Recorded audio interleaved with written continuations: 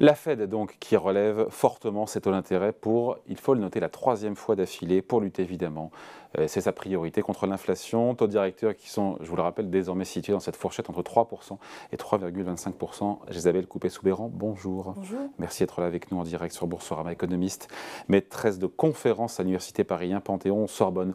On notera que 3 hausses de taux de 3 quarts de point à chaque fois. On n'avait pas vu ça depuis quand ?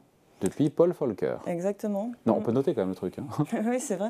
On fait pas mal le rapprochement avec cette période de la fin des années 70, quand Paul Volcker arrive à la tête de la Fed et se trouve confronté à une inflation qui accélère et décide de mettre un grand coup de vis monétaire. En provoquant une récession, mais c'est au fond l'arbitrage qu'il a en tête, c'est-à-dire... Après, comparaison n'est pas raison, on fait le parallèle parce que voilà, il y a eu 3 fois 75 points de base, mais sauf qu'à l'époque de Paul Volcker, les taux directeurs sont montés quoi, à 16, 17, 18%, on est à 3%, donc c'est la limite de la comparaison. Oui, mais vous avez raison. La comparaison est souvent faite, cela étant, il y a pas mal de différences en fait avec cette période-là. Quand Paul Volcker arrive, le niveau des taux d'intérêt américains sont à peu près à 10%, lui il va les monter jusqu'à à peu près 20%, ouais. Et ce qui est très différent par rapport à la situation actuelle. Hein. La Fed, elle, est partie de taux planchers, et donc elle part de beaucoup plus bas, et le niveau de l'inflation, en revanche, était à peu près le même aux États-Unis à cette époque-là, mais ça veut dire, si vous voulez, que la différence entre le taux d'intérêt et le taux d'intérêt nominal et le taux d'inflation était quand même positif à ce moment-là, alors que actuellement le taux d'intérêt réel, la différence entre les deux, taux d'intérêt nominaux défalqués de l'inflation, enfin l'inflation que l'on constate, à savoir 8,3%, on est précis. Oui. Pour le mois d'août, montre qu'on est toujours en territoire négatif. Donc la politique monétaire est toujours stimulante, même si elle se resserre, elle est toujours stimulante en taux d'intérêt réel. On peut voir ça comme ça. Non, je pose la question.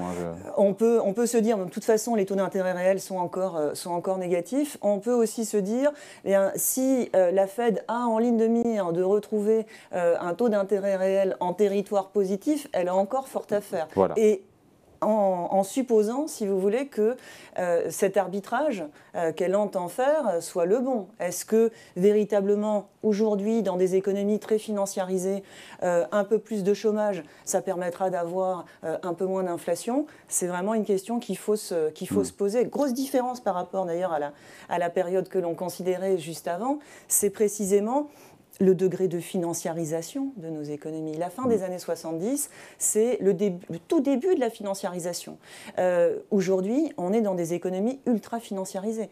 Et d'ailleurs, Jérôme Powell, en décidant de remonter son taux directeur de 75 points de base hier et pas de 100 points de base, a sans doute écouté les marchés et a voulu servir au marché la hausse de taux qui était attendue par la plupart des investisseurs, et surtout ne pas les surprendre en remontant plus fort, parce que remonter plus fort, ça veut dire des dévalorisations de prix d'actifs beaucoup plus importantes. Déjà, là, même avec ça, la bourse américaine a chuté.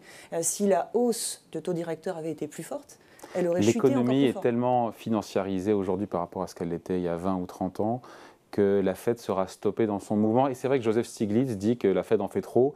Dans encore une fois une tribune à lire dans les Échos, il nous explique en gros que naturellement l'inflation est ralentie, qu'il n'y a pas besoin d'en faire autant. Est-ce que la Fed en fait trop? C'est la question qu'on pose aujourd'hui sur ce plateau. Alors, je ne sais pas si l'inflation va naturellement ralentir. En fait, c'est ce que dit le prix Nobel d'économie.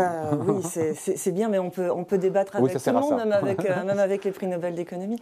Et donc, si l'inflation a une composante structurelle, eh bien, il n'est pas certain, si vous voulez, qu'elle baisse vite. Alors, peut-être qu'aux États-Unis, et en ça, Stiglitz a raison, aux États-Unis, l'inflation est sans doute beaucoup plus monétaire qu'elle ne l'est, beaucoup plus monétaire, beaucoup plus conjoncturelle qu'elle ne l'est en Europe.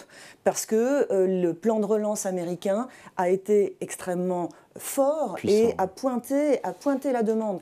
Chez nous, les plans de relance ont été relativement forts aussi, mais ils ont davantage pointé l'offre que la demande. On n'est pas, si vous voulez, en Europe, on n'est pas dans des situations vraiment de surchauffe. Aux États-Unis, c'est peut-être un peu différent. Donc ça veut dire que la Fed est d'ailleurs dans une situation peut-être un peu plus confortable que la Banque Centrale Européenne pour lutter contre l'inflation. Parce qu'elle a commencé plus tôt et parce que l'inflation est plus conjoncturelle là-bas. Exactement. Mais cela étant, le dilemme, c'est le contre-coup au niveau financier. Et une remontée des taux trop brutale aux États-Unis, ça peut évidemment causer, du fait des niveaux d'endettement, eh bien, une crise financière. Quand on regarde ce qu'on appelle les dot plots, les différentes anticipations des membres votants de la Fed, on les a eu hier soir évidemment, on est autour, en prévision médiane, on est à 4,5% d'ici Noël pour les taux directeurs de la Fed. Est-ce que dans ces cas-là, ça va trop vite?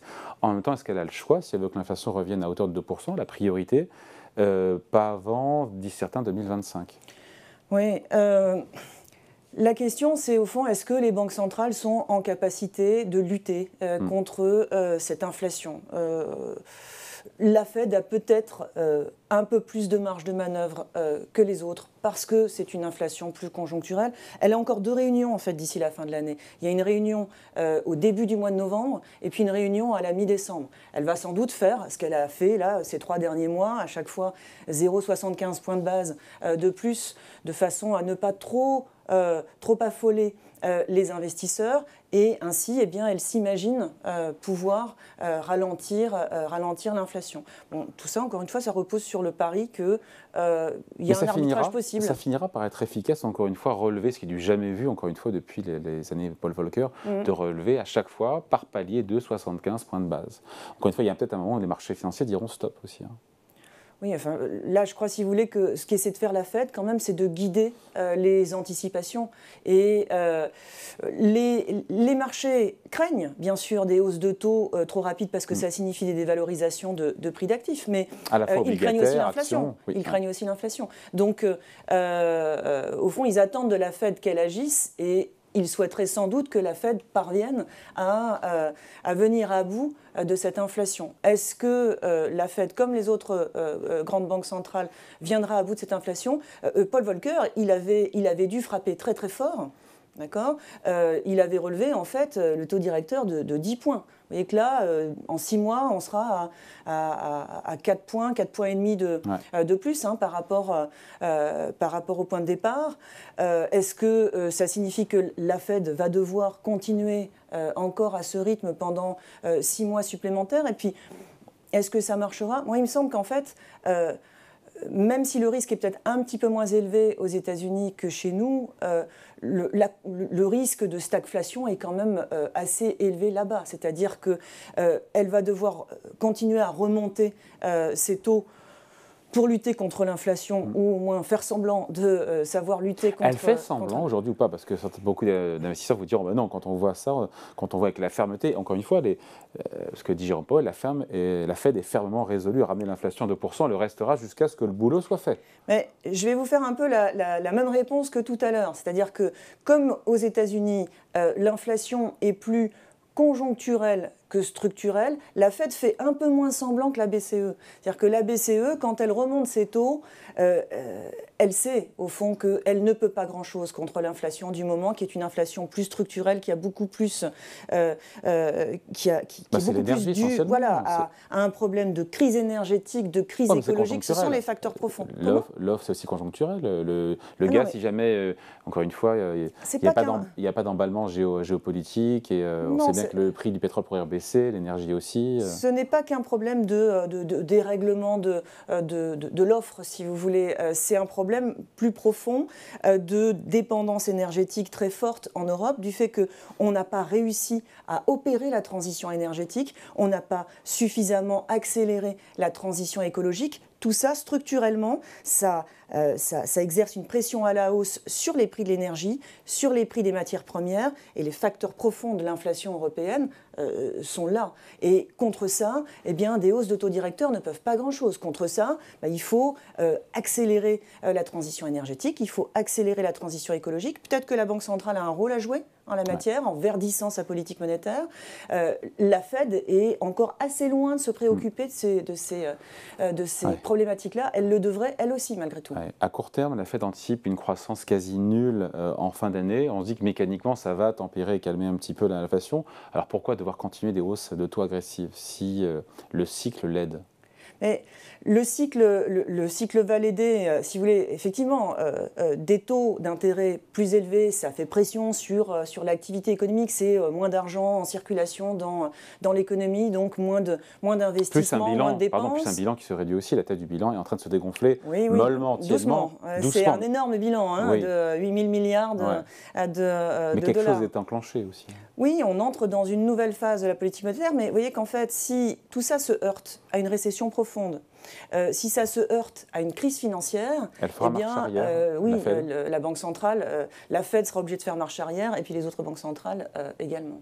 Bon, d'ici là, on aura l'occasion de se reparler. Merci de passer nous voir, donc, Isabelle Coupet-Soubeyran, donc économiste, maîtresse de conférence à l'Université de Paris 1, Panthéon-Sorbonne. Merci beaucoup. Merci. Au revoir. Merci.